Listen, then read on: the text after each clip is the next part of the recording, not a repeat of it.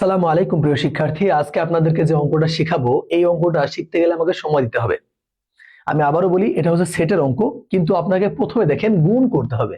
গুণ করার পরে আপনি আবার ইন্টারসেকশন করবেন। তো আসুন আমরা শিখি সুন্দরভাবে। ফাইন, আসুন।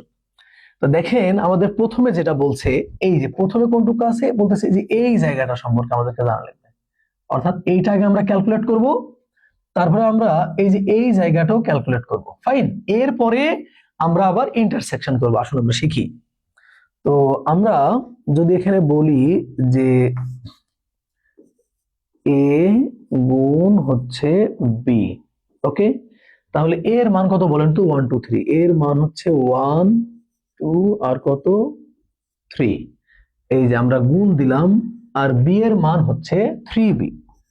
3 আর কত বলুন তো? বি, তাই না? সরি 3 4, হ্যাঁ 3 আর হচ্ছে 4। এখন এই দুইটা যদি আমরা গুণ করি তাহলে কি হবে?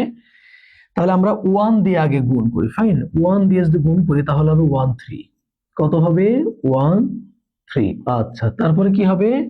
1 4। 1 আর কত বলুন তো? 4 হবে। তারপরে কি হবে বলেন তো? 2 3। কি হবে? 2 আর 3 আর হবে 2 আর হচ্ছে 4। এবার যদি আমরা 3 দিয়ে গুণ করি তাহলে আমাদের হবে 3 3 আর হবে 3 আর কত?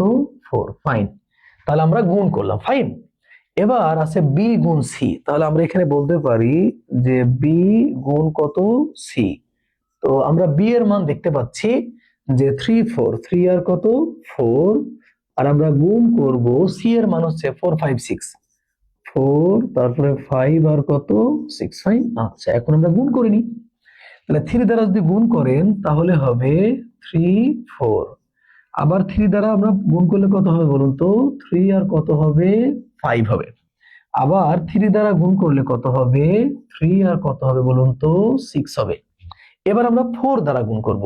আমরা যদি 4 দ্বারা গুণ করি তাহলে 4 4 হবে। এরপরে যদি আমরা 4 দ্বারা গুণ করি তাহলে কিন্তু আমাদের 4 আর কত? 5 হবে। এরপরে আমাদের হবে 4 আর কত বলুন তো? 6। এখন দেখেন আমাদেরকে যেহেতু ইন্টারসেকশন করতে বলছে, সুতরাং যদি আমরা ইন্টারসেকশন করি তাহলে আমরা শুধু কিন্তু কমন নিব। তো আমরা যদি কমনের দিকে তাকাই তাহলে আমরা শুধু দেখতে পাবো যে আমাদের উপরে যেটা আছে নিচেও যেটা আছে। দেখেন এক জায়গায় আমরা শুধুমাত্র কমন পাচ্ছি, সেটা হচ্ছে 3 4। দেখেন 3 4 এখানেও আছে, আবার 3 4 কিন্তু এখানেও আছে। এ বাদে কোনো জায়গাতেই দেখবেন যে কমন বা মিল নেই। অর্থাৎ এই অঙ্কর পুরোটা ক্যালকুলেশন করলে যেটা আমরা কমন পাই বা ইন্টারসেকশন করলে যে কমন বলে, এইটার আনসার হচ্ছে শুধুমাত্র কত বলুন তো? তাহলে আনসার হবে 3 আর হচ্ছে 4। তো অঙ্কটা দেখার পরে আপনাদের প্রাইমারি লেভেলে মনে হইতে পারে যে কি ব্যাপার, এমন কেন? আমরা তো ইন্টারসেকশন ইউনিয়ন দিয়ে শিখছি না, এভাবে আসতে পারে। তাহলে আমরা শুরুতে কি করলাম? গুণ করলাম। গুণ করার পরে দেখলাম যে অনেকগুলো আমরা পেয়েছি। দেখেন অনেকগুলো পেয়েছি, কিন্তু এদের মধ্যে শুধুমাত্র একটা জায়গাতে কমন আছে, সেটা হচ্ছে এখানে আমরা দেখতে পাচ্ছি যে 3 আর কত? 4। আর এখানেও আমরা দেখতে পাচ্ছি 3 আর 4। তাহলে আমাদের এই প্রশ্নের কাঙ্ক্ষিত আনসার হচ্ছে সেট এ হচ্ছে 3 আর কত? 4। আমার বিশ্বাস আপনারা বুঝতে পারছেন। সেটের অঙ্ক 2025 সালে ম্যাক্সিমাম পরীক্ষাতে আসছে, সুতরাং সামনে অনুষ্ঠিত হতে যাওয়া প্রাইমারি পরীক্ষাতেও আসার ব্যাপক সম্ভাবনা রয়েছে। একটু মনোযোগ দিলেই বুঝতে পারবেন আশা করছি। তো আবার দেখা হবে এ ধরনের কোন একটা অঙ্ক নিয়ে। ভালো থাকুন। আসসালামু আলাইকুম ওয়া রাহমাতুল্লাহ।